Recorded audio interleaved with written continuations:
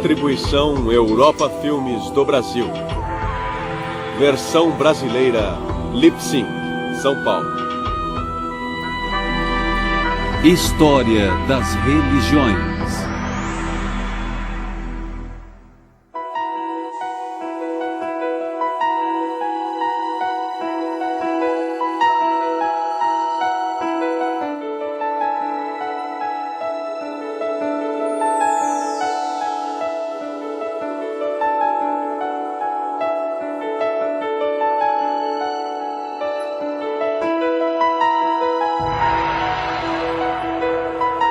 Ceticismo.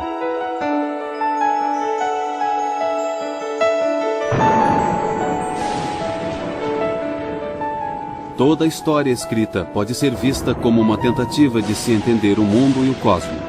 Entender nosso lugar em meio a forças formidáveis e por vezes desconcertantes.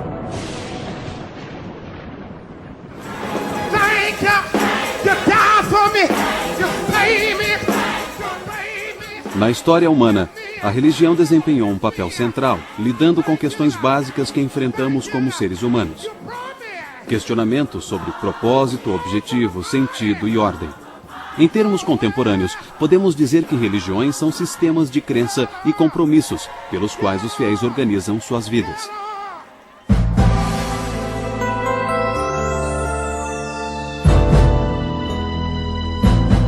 Na época atual, as realizações da razão e da ciência superaram em muito as expectativas e os sonhos daqueles que viveram há 1 ou 2 séculos. Muitos chegam a duvidar ou rejeitar as religiões tradicionais existentes, cujas afirmações não podem ser provadas ou validadas pela razão. Na virada do século XXI, a vida no mundo ocidental é bastante secular. Ainda há muitas perguntas sobre o futuro papel da religião e também sobre o que irá proteger os valores que, às vezes, parecem só declarações arbitrárias de escolha ou de crença. Os homens parecem ter entendido desde os tempos remotos que somos criaturas sociais. Cada pessoa nasce dentro de um contexto social que é muito mais amplo do que sua existência individual. E passamos a nos conhecer por meio de nossos relacionamentos neste universo social.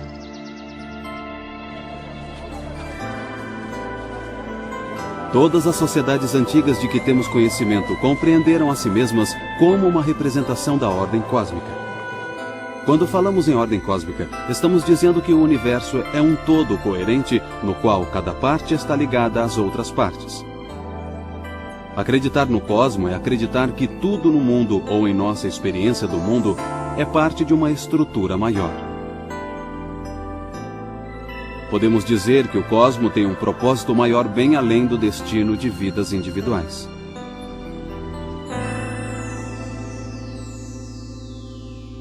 Os primeiros humanos utilizaram os mitos para representar a forma com que a ordem cósmica fora revelada a eles. Por mito, não entendemos uma fabricação deliberada ou farsa, mas sim uma história que declara alguma verdade sobre um aspecto da existência. Virtualmente toda religião, através dos tempos, exigiu a submissão de seus seguidores a algo maior do que eles próprios. Por exemplo, os antigos povos da Mesopotâmia, onde hoje é o Iraque, acreditavam que a fonte máxima de autoridade era Anu, o pai dos deuses. Para os mesopotâmicos, Anu era o mesmo que o céu. Anu era parte da ordem cósmica. As religiões populares da antiga China, do Japão e da Índia também viam várias formas de divindades na natureza. A maioria das culturas orientais e ocidentais tem alguma noção do que seja a ordem cósmica. Nem sempre configuraram ou estruturaram da mesma forma. No entanto, pensaram em nossa vida e na natureza como algo, digamos, ordenado. O ceticismo abordou essa questão. A partir do nível mais básico, levantou a questão se podemos sequer falar em ordem ou propósito do universo ou da vida. Parece que poderíamos muito bem aprender uma lição com o Oriente, para aplicá-la ao Ocidente. Em chinês, existe a palavra Li. Li se refere a princípio, ordem, modelo. Os chineses fazem uma analogia com os estriamentos existentes no interior de pedras preciosas, como existem na mais fina jade. Quando observamos contra a luz, vemos essa ordem. Está lá, mas não se pergunta de onde veio isto, como foi criado e quem o criou. Da mesma maneira, por analogia, os chineses percebem a ordem e o propósito da vida, mas eles não questionam. Mas no Ocidente isso levou a muito ceticismo.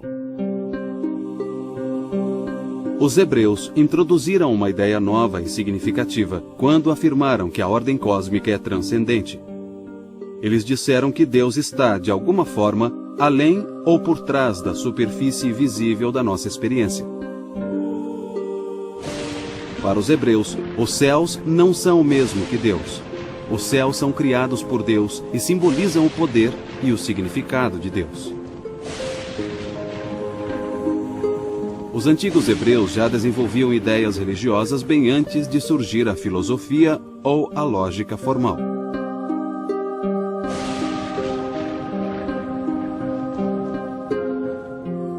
Os pensadores gregos clássicos introduziram uma das divergências do mito religioso mais importantes que já existiu: a filosofia.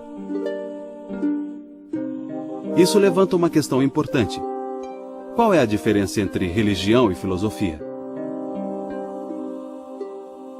Na tradição ocidental, a ordem cósmica religiosa inclui um Deus transcendente e pessoal. Essa transcendência significa que existe um mistério supremo no centro da ordem cósmica. A ordem cósmica está além da compreensão humana.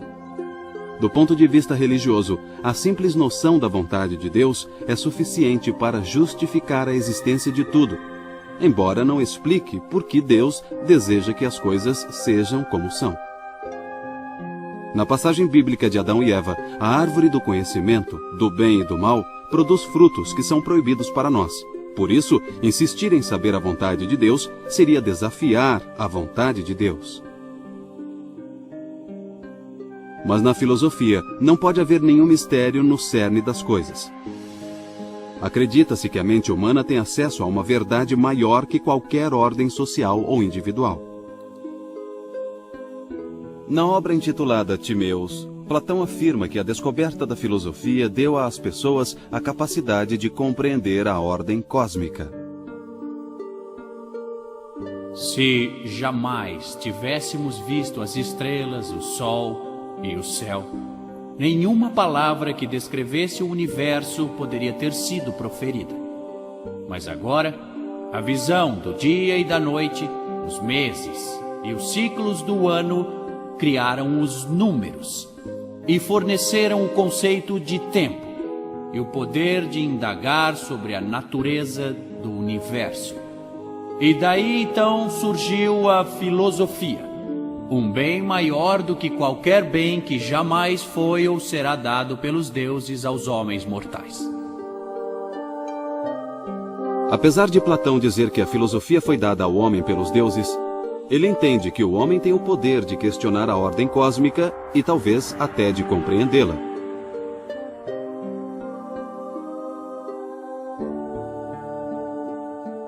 No diálogo de Platão intitulado Eutifor, Platão descreve Sócrates questionando Eutifor a respeito dos deuses e da moralidade.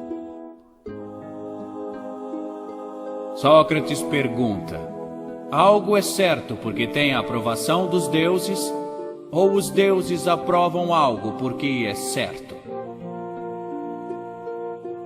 Se alguma coisa está certa porque os deuses a aprovam, então o certo e o errado refletem o julgamento divino. Por outro lado, se os deuses aprovam algo porque é certo, então existe um padrão de retidão, uma ordem ou uma moral cósmica que transcende até os deuses. Sem dúvida, alguns contemporâneos de Sócrates entenderam suas palavras como um ataque às práticas religiosas tradicionais e à negação da existência dos deuses. De fato, Sócrates foi julgado e sentenciado à morte sob a acusação de negar os deuses tradicionais de Atenas. Sócrates foi, assim, um dos primeiros filósofos a expressar alguma forma de ceticismo religioso. Desde então, questões céticas ficaram historicamente entrelaçadas às grandes religiões tradicionais do Ocidente.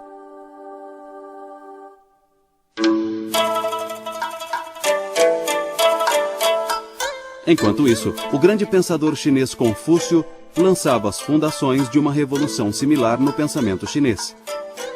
Por volta do século VI a.C., Confúcio rejeitou a mitologia e a superstição da religião popular tradicional chinesa.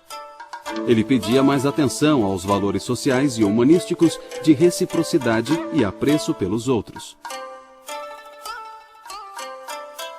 Numa conversa entre Confúcio e seu discípulo favorito, Zulu pergunta a ele como se deve servir às almas e aos espíritos. Confúcio responde: se não aprender a servir ao homem, como espera servir aos espíritos? Os que tinham percepção espiritual sempre tiveram de se defender das dúvidas e desconfianças dos céticos. O ceticismo, às vezes, levou ao relativismo religioso, a crença de que nenhuma religião tem o monopólio da verdade. Mas também é verdade dizer que muitas das mais profundas inspirações espirituais foram produto do ceticismo. Essa relação simbiótica entre fé e ceticismo perdurou através da história.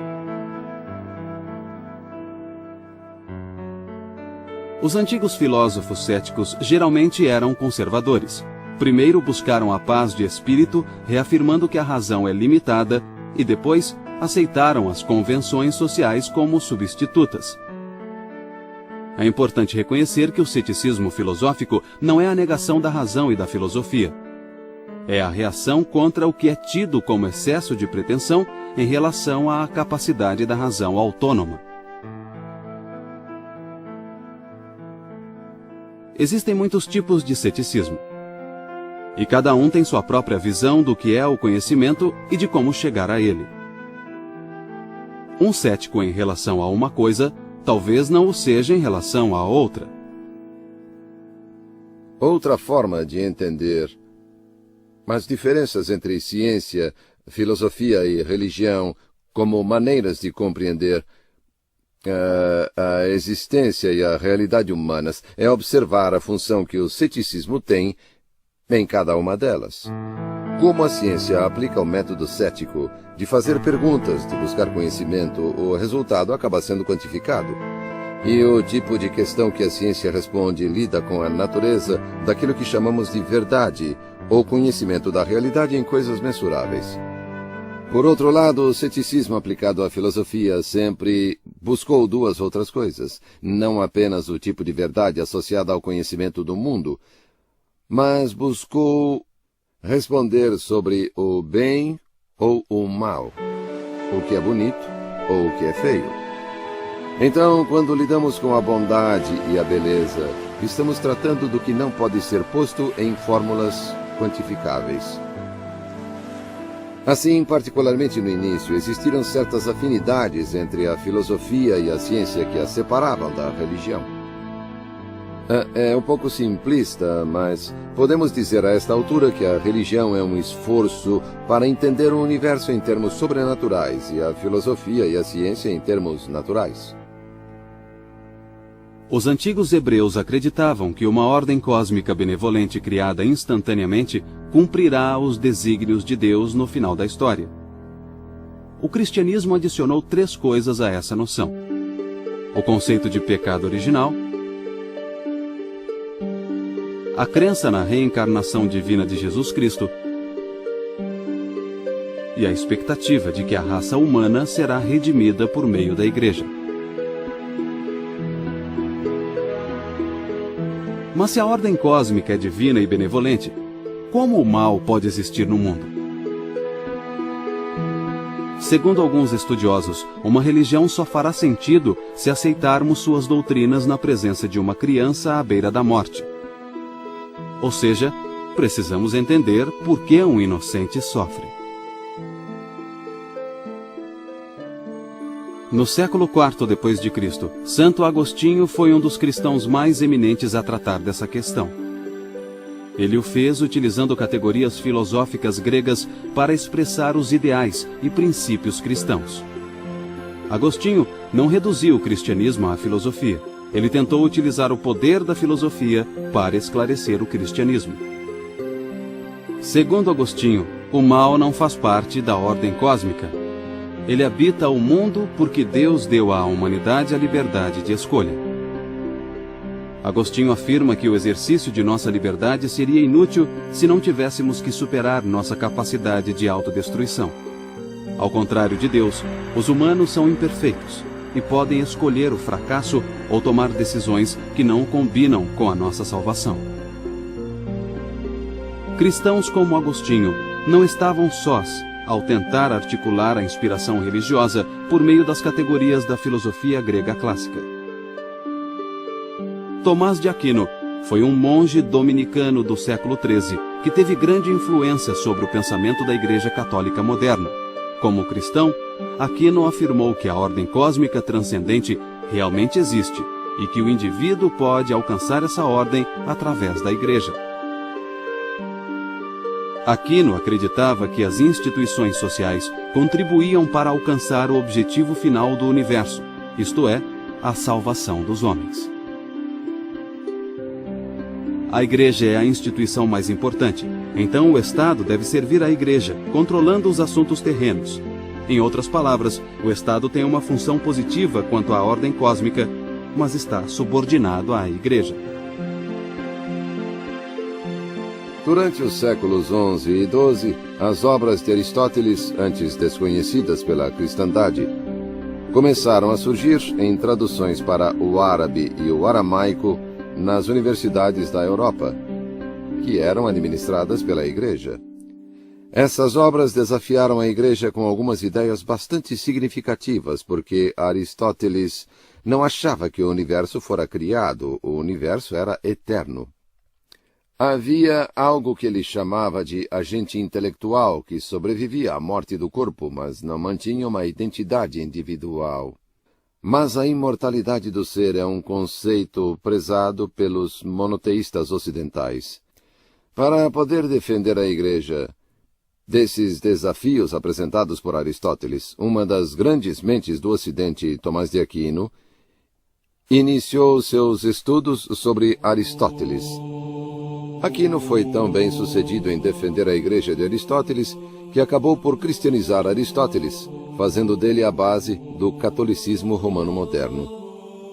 Uma das coisas mais famosas que surgiram daí foram os 5 caminhos de Aquino. 5 argumentos para provar a existência de Deus, todos emprestados de Aristóteles. O argumento da necessidade, já que algo não pode surgir do nada, então algo deve ter sempre existido, e esse algo era Deus. Isso foi tradicionalmente ensinado e visto como provas da existência de Deus. Eu falo dos 5 caminhos. Mas muitas pesquisas recentes sobre Tomás de Aquino evidenciam que essa talvez seja uma interpretação equivocada do que ele quis dizer. Os 5 caminhos apresentados na sua obra Suma Teológica não tratavam de provar a existência de Deus. Aquino não precisava provar isso. Para ele isso já era dado. Esses 5 caminhos eram apenas passos para conhecer como Deus atuava na Terra. A obra de Aquino foi particularmente significativa por causa da forma como outros reagiram a ela. Alguns reagiram a Aquino rebelando-se contra o racionalismo do final da Idade Média e rejeitando o que consideravam arrogância e orgulho. Tentaram mostrar que o conhecimento racional sobre a ordem cósmica transcendente era fundamentalmente incerto e ilimitado. Esses autores compararam a ansiedade da existência humana a uma busca interior espiritual e moral pela ordem cósmica. Mas remavam contra a maré do pensamento racionalista que caracterizou a Idade Moderna. Maré esta dominada pela ciência e pelo humanismo. Por toda a época antiga e medieval, a ordem cósmica sempre fora compreendida como algo distante dos seres humanos. No mundo exterior ou além dele, acreditava-se existir uma estrutura ordenada para orientar os seres humanos a viver e organizar suas vidas. Dito de outra maneira, o mundo físico sempre foi compreendido como imbuído de um intuito que era imanente ou transcendente. Mas a modernidade mudou tudo isso. Dentre as novas influências, destaca-se a revolução científica. Os cientistas passaram a ver o mundo físico como um vasto mecanismo desprovido de propósito inerente, ou o que se chama de teleologia. Os cientistas afirmam que o mundo físico opera de acordo com leis mecânicas fixas. A finalidade dessas leis físicas teria sido imposta por Deus para alcançar os propósitos de Deus. As grandes realizações da ciência moderna também anularam a noção de que o mundo físico pode ser percebido e compreendido de maneira direta. Por exemplo, o astrônomo polonês Nicolau Copérnico, Copernicus em latim, demonstrou que a Terra girava ao redor do Sol. Isso desafia nossa percepção diária de que o Sol gira ao redor da Terra, nascendo no leste e se pondo no oeste. Copérnico afirmou que a Terra gira em torno de seu eixo, criando a ilusão de que o Sol se move ao redor dela. O conceito de movimento e de como ele é percebido precisou ser reinterpretado. Em especial, agora parece que o movimento precisa ser medido em relação ao observador. Outras mudanças tornaram os pensadores modernos cientes ou conscientes de que muita coisa depende da perspectiva do observador. A arte renascentista retratou essa nova consciência. As viagens de descobrimento também levaram as pessoas a se entender e a entender o mundo de modo bem diferente. Antigos textos de céticos foram redescobertos, e isso mais tarde reacendeu outros argumentos sobre perspectiva. Sem confiança em um propósito ou objetivo externo, ou significado no mundo, muitos pensadores decidiram vasculhar seu íntimo em busca da ordem cósmica. René Descartes reagiu à crise do ceticismo moderno, afirmando que a ordem cósmica é compreendida internamente, mas que tenta utilizar princípios intelectuais para provar que o entendimento interno vem de um Deus externo e transcendente. Descartes acreditava ser possível, a partir de princípios intelectuais internos, chegar à verdade. Ele argumentava dizendo que podemos duvidar de tudo, exceto da dúvida. Descartes traça os seguintes passos lógicos. Já que não podemos duvidar de que a dúvida existe, e já que a dúvida é uma forma de pensamento, não podemos duvidar de que o pensamento existe. E se o pensamento existe, e se pensar requer um pensador, então não podemos duvidar de que existimos quando pensamos. Dentre esses pensamentos está a ideia de que Deus é um ser perfeito. Isso significa que Deus é onipotente, onisciente e bom. Essa ideia de Deus não vem da experiência. Essa ideia não pode ser inventada por mim. Consequentemente, deve vir de Deus. Sendo assim, existe um ser transcendente que garante meus poderes intelectuais. É interessante notar que esse raciocínio apoia a famosa declaração de Descartes: penso, logo existo. Nós também devemos notar que um aspecto crucial do argumento de Descartes é supor que um efeito só pode ter propriedades que derivem de sua causa. Logo, somente um ser perfeito pode originar a ideia de perfeição.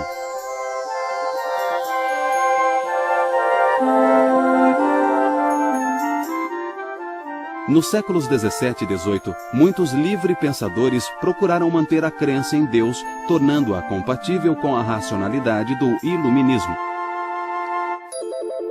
A alternativa mais radical à crise do ceticismo na modernidade ainda opera dentro da estrutura religiosa e afirma que nós alcançamos a ordem cósmica internamente e que esta ordem cósmica não é uma estrutura externa. Daí talvez venha toda a implicação religiosa da modernidade. Deus não é uma estrutura externa. Essa visão não nega a existência de Deus, nem nega a existência de uma ordem cósmica, nem mesmo nega uma ordem cósmica transcendente. Ao contrário, rejeita as tentativas anteriores de explicar tal ordem e a maneira como os homens a entenderam. Essa visão procura capturar internamente a ordem cósmica que é prática ou moral, ao invés de teórica ou intelectual. O mais notável advogado desse conceito moral da ordem cósmica foi o filósofo prussiano do século XVIII, Immanuel Kant. Kant dizia que a ordem ou estrutura está baseada em como nós percebemos as coisas e não em uma qualidade objetiva do cosmo em si. Para chegar a essa conclusão, Kant começa por dizer que nossa experiência moral consiste em nos elogiar ou nos culpar pelos atos que praticamos. Mas tal culpa só faz sentido se formos responsáveis por nossos próprios atos. E só podemos ser responsáveis se tivermos livre-arbítrio. Para Kant, a vontade humana é uma vontade moral. Sua autonomia consiste na autossubordinação e não na autoafirmação. Esse conceito é o correspondente moderno das lições de Platão de que compreender a nós mesmos é fundamental e compreender o mundo é mera consequência. O argumento de Kant também é o equivalente moderno de Agostinho, que dizia que o ceticismo pode ser superado apenas se apelarmos a uma fonte moral interna. Por fim, Kant afirma que nossa vida moral faz sentido apenas como afirmação de uma atitude religiosa perante o mundo. Nosso compromisso com o que é certo e errado deve vir da crença ou da fé, não de provas.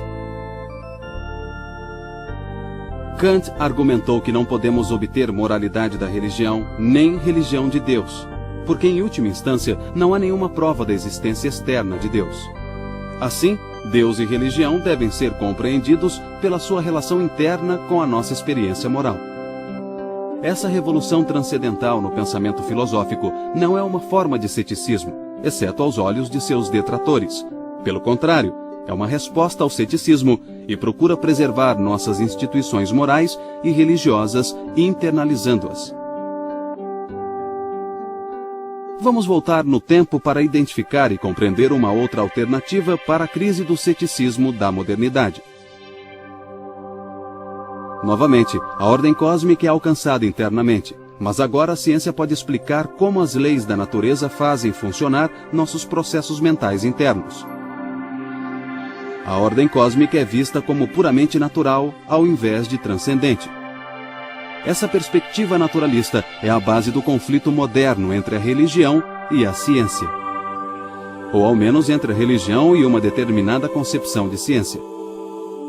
Essa versão do que podemos chamar de determinismo natural originou-se no século XVII, a partir de argumentos céticos contra a religião. O surgimento da ciência moderna ameaçava não só as religiões ocidentais, como o islamismo, o judaísmo, o cristianismo, mas a religião em si, onde quer que ela existisse.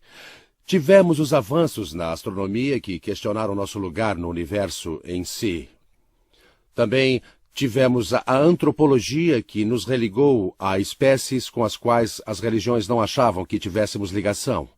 Então, essas mudanças afetaram não apenas o modo como compreendíamos a Bíblia na civilização ocidental ou o Alcorão, mas também como os chineses e os indianos compreendiam sua fé também.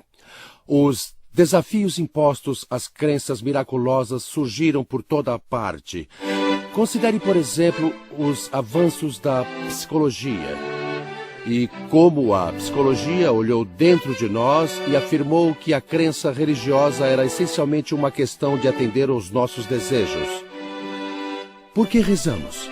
Rezamos porque não acreditamos ter controle sobre nossa vida. E assim, esses eram desafios céticos colocados pela ciência. Todas essas mudanças surtiram profundo efeito no mundo da religião.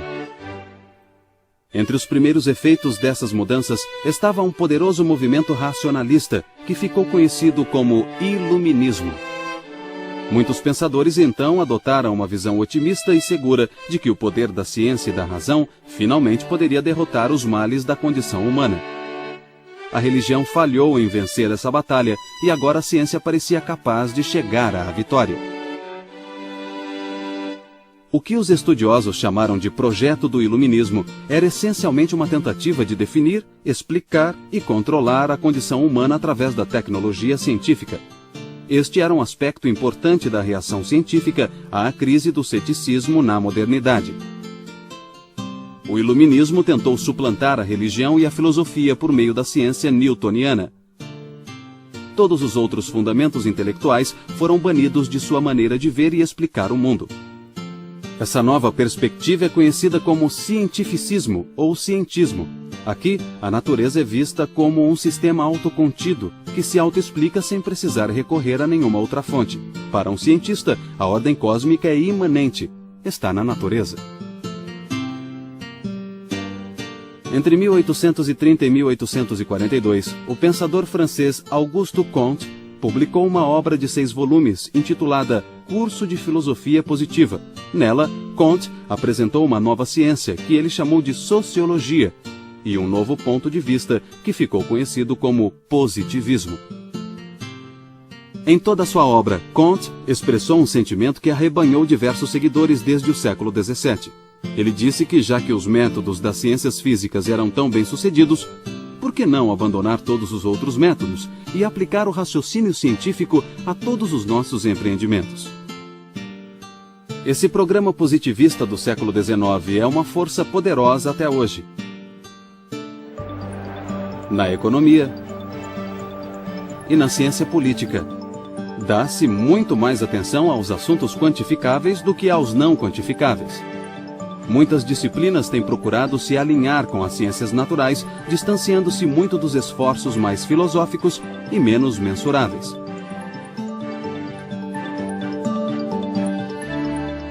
Os defensores do iluminismo também usaram as ciências sociais recém-estabelecidas para explicar a poderosa força psicológica por trás do que consideravam convicções religiosas errôneas. Sigmund Freud, fundador da psicanálise, afirmou que Deus é uma fantasia. Ele diagnosticou as crenças religiosas como uma ilusão, baseada no desejo de poder ou de ordem que não existe. Sigmund Freud estava entre aqueles que reagiram com respostas seculares e científicas à crise do ceticismo moderno. Nesta visão, as concepções de uma ordem cósmica são meras ilusões ou criações humanas. Nesta visão, não existe ordem cósmica. Os positivistas tinham desbancado a religião e agora queriam fazer o mesmo com a ciência. Na verdade, seus defensores chegaram a essa visão em etapas. Primeiro, pode-se dizer que mesmo se houver uma ordem cósmica passível de ser descoberta pela ciência, não há razão para crer que tal ordem seja benevolente para com os seres humanos. Aqui, Nietzsche e Darwin entram na história. O conceito de evolução de Darwin minou a visão de que Deus criou o universo em benefício dos seres humanos. A natureza de Darwin não é um sistema de leis atemporais com padrões repetitíveis projetados para nossa preservação, intervenção e manipulação. Darwin disse que a natureza evolui de um modo que envolve tanto destruição quanto criação. É inegável que uma das principais controvérsias hoje está entre a evolução e a criação. Eu argumentaria que se ambas fossem compreendidas corretamente, não estariam necessariamente em conflito entre si. A crença na criação que se encontra no Gênesis não é uma explicação sobre como o universo surgiu. Explica o sentido e o propósito. Em outras palavras, o que a religião nos diz é por quê, e o que a ciência nos diz é como. Em primeiro lugar, o que lá é considerado dias podem ser milhões de anos. E os processos pelos quais a inteligência humana surgiu e tornou-se parte do universo através da evolução é algo que não foi feito em dias ou então instantaneamente, mas que demandou milhões de anos. Friedrich Nietzsche, o filósofo alemão mais influente da última metade do século XIX, interpretou a ordem moral de Kant à luz de Darwin. E deu mais uma guinada. Nietzsche disse que a ordem transcendental é de fato uma criação humana e que mesmo as noções de natureza e ciência foram criadas pelos homens. A expressão mais famosa de Nietzsche é a mensagem de um de seus personagens, Zaratustra, que diz: Deus está morto. Nietzsche rejeita a existência de qualquer realidade transcendente e diz que o conceito judaico-cristão de Deus é uma mentira que não merece nenhum crédito. A morte do Deus, observa Nietzsche, pode ser lenta. Seu impacto pode não ser sentido de imediato mesmo por aqueles que a reconhecem. O hábito da crença religiosa pode perdurar entre os incultos.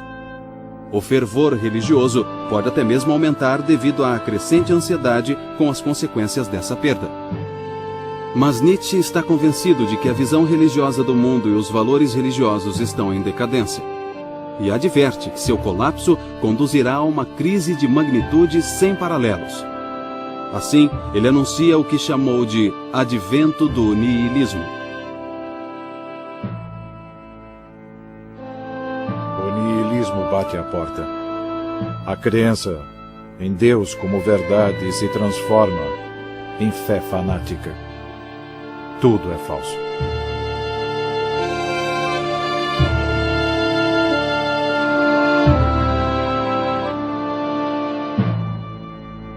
Nietzsche procura enxergar além do niilismo resultante do colapso do pensamento baseado na religião e na metafísica. Nós nos tornamos frios, duros, enrijecidos pela percepção de que o caminho deste mundo é qualquer coisa menos divino. O conhecemos bem. O mundo em que vivemos é ímpio, imoral, desumano. Nós o interpretamos falsamente durante muito tempo, de acordo com os desejos da nossa reverência, de acordo com nossas necessidades. Nietzsche faz um apelo para que a vontade se afirme corajosamente. A humanidade escolherá o vazio para não ser esvaziada de escolha. Ele está dizendo que a humanidade, ao invés de aceitar o vazio, vai preferir a destruição pela destruição. Dito de outra maneira, a alternativa para a afirmação é descer em direção à destruição e à morte. Muitos interpretaram as guerras mundiais do século XX como realizações da visão de Nietzsche. Contudo, elementos de moralidade ainda persistem em Nietzsche quando ele diz que há mais poder no autocontrole, na filosofia e na arte do que na sujeição do outro. A questão do existencialismo, e em especial seu relacionamento com a vida humana, foi muito mal compreendida, a meu ver. O existencialismo ficou estereotipado como uma concepção ateísta que acaba argumentando que a vida é absurda ou sem sentido. Certamente, alguns existencialistas menores tomaram essa posição. Mas, para mim, os existencialistas mais importantes não favoreceram esse ponto de vista. Nesse sentido, existem dois tipos de existencialismo, o que pode ser chamado de existencialismo ateísta e, na falta de um termo melhor, o teísta, ou melhor, o existencialismo religioso. Os existencialistas ateístas ficaram mais conhecidos, e essa é a razão do estereótipo. Mas mesmo esses existencialistas não diziam que a vida era totalmente desprovida de sentido. Como ateístas, eles argumentam que, como não há experiência transcendente na vida humana de um Deus ou divindade, nenhum sentido pode surgir daquilo que está além do homem. E a maioria argumentou que, como a natureza é neutra, o sentido, o valor e o propósito não podem vir da natureza. Mas Albert Camus, Jean-Paul Sartre e Nietzsche, os três existencialistas ateístas mais conhecidos, à sua maneira indicaram que há várias formas de os seres humanos darem sentido às suas vidas. Alguns enfatizaram a coragem necessária ao indivíduo para ele criar esse sentido. Nietzsche e Sartre em especial. Mas em Camus encontramos a percepção de que os relacionamentos humanos de amor e alegria dão significado às nossas vidas. Assim mesmo, os existencialistas ateístas não argumentaram que a vida é sem sentido. Apenas dizem que não acharemos esse sentido em um Deus ou na indiferença da natureza. No século XX, o Estado cresceu rapidamente na América e na Europa, dominando e dramaticamente expandindo um papel que antes tinha sido das instituições religiosas: o papel assistencial e social. Saúde, educação e instituições sociais financiadas pelo Estado marginalizaram o papel das igrejas e das sinagogas. A doutrina que separava a igreja do Estado tem sido interpretada cada vez mais literalmente. Isso isolou ainda mais a religião das iniciativas sociais e do debate público sobre elas. O impacto cumulativo da crise do ceticismo moderno talvez possa ser melhor observado na obra de Thomas Henry Huxley, um eminente cientista britânico do século XIX. Quando jovem, Huxley abraçou o teísmo, acreditando que a ordem e o projeto da natureza são evidentes e que existe um autor infinito. Em 1869, após ler Darwin, Huxley passou a rejeitar o teísmo e criou o termo agnosticismo para descrever sua posição. Um agnóstico acredita que as perguntas sobre a natureza suprema do universo não podem ser respondidas. Não há nenhuma base para se crer em uma realidade transcendente. Consequentemente, não devemos julgar essa questão. Huxley tratou disso como uma questão real a respeito de uma estrutura externa, e ele afirmava que era imoral defender uma posição para a qual não há uma evidência lógica satisfatória. Huxley achava que mesmo a ciência e os padrões da racionalidade devem conter certos valores. Não podem operar em circunstâncias desprovidas de quaisquer valores. Mas o universo não diz que valores devemos adotar. Huxley observou o governo divino do universo e o considerou amoral. É uma mistura de prazer e de dor, e isso tem pouco a ver com moralidade.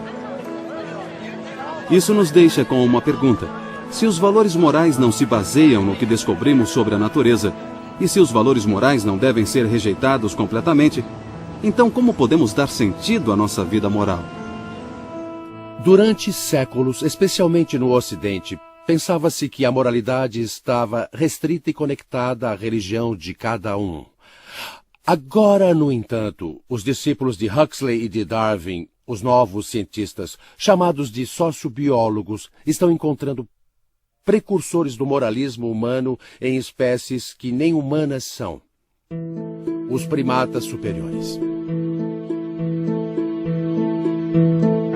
De muitas maneiras, a ciência tem sido uma das histórias de maior sucesso da Idade Moderna.